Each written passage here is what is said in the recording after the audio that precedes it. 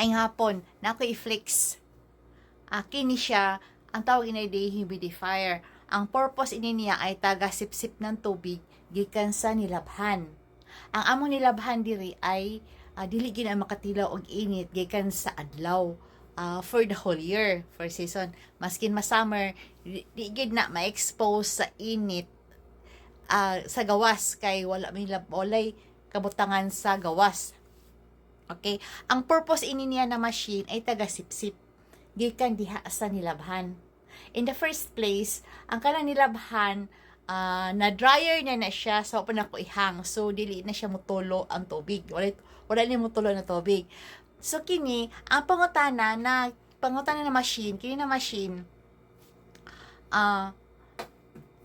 mo ni ang tangke.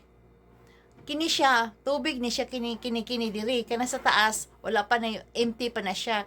So kung ang problema, ang pangutanan nako ang tubig yun sa pagsulo dire.